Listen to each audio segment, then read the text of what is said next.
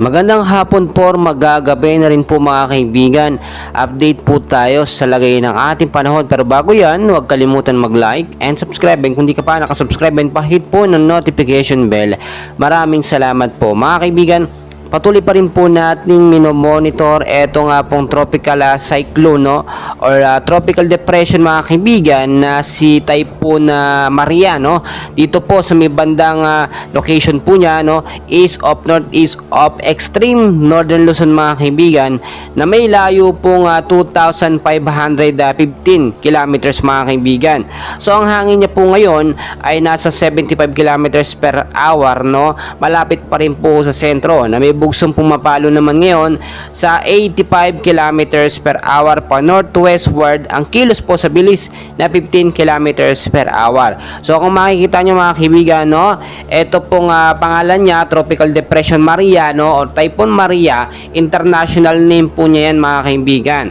So ngayon, wala pa naman itong direktang epekto sa ating bansang Pilipinas dahil nasa labas po ito ng Philippine Area of Responsibility. Pero patuloy natin yung minomonitor dahil posible ang magbigay ng epekto or mahinang epekto kung ito'y lumapit sa ating bansa. So mga kaibigan, kaninang umaga hanggang sa tanghali nakaranas tayo ng malawakang pag-ulan, especially sa may Luzon, Visayas at Mindanao. Dahil naman po yan dito sa banta ng Southwest Monsoon or hanging habagat na nakakaapekto po, no, sa Luzon at western section po ng Visayas mga kaibigan. So forecast weather condition natin, mabilisan lang ito mga kaibigan. Narito po yung mga lugar na apektado pa rin po nitong southwest monsoon mga kaibigan.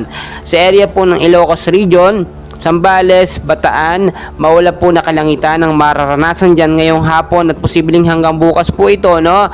Mga isolated light rains and heavy rainfalls naman po pagdating sa gabi.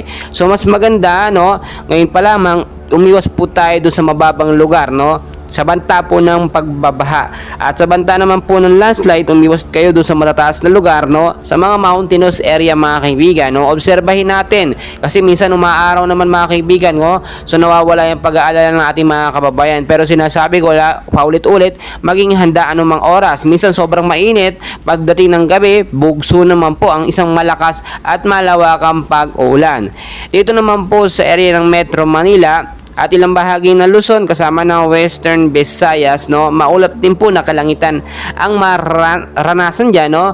Mga isolated light rains to heavy rainfall, mahina hanggang sa malakas na pag-ulan din ang posibleng maranasan pagdating naman po sa gabi. Dahil pa rin yan sa southwest monsoon mga kaibigan. So impact nito, posibleng pagbabaha sa mababang lugar at landslide naman po sa mga landslide prone area. Ang ilang bahagi naman ng ating bansa na hindi ko nabanggit ay apektado naman ang localized thunderstorm. So asahan din ang maulap na panahon sa hapon at may mga mahina hanggang sa malakas na pag-ulan pagdating sa gabi. Mga kaibigan, no, balikan natin itong tropical depression, no, or itong sinasabi natin mahinang bagyong Maria mga kaibigan. Ito nga ba may posibilidad na tumama, no, or pumasok sa Philippine Area of Responsibility. As of now, medyo malayo ito mga kaibigan sa ating bansa at medyo maliit pa yung tsansa na dumirekta ito, no, or bago ito makapasok sa ito ay malulusaw na mga kaibigan at hindi na magiging isang ganap na bagyo.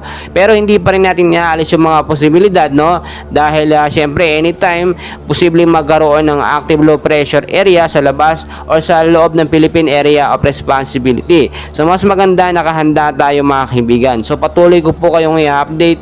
Please huwag kalimutan mag-like and subscribe.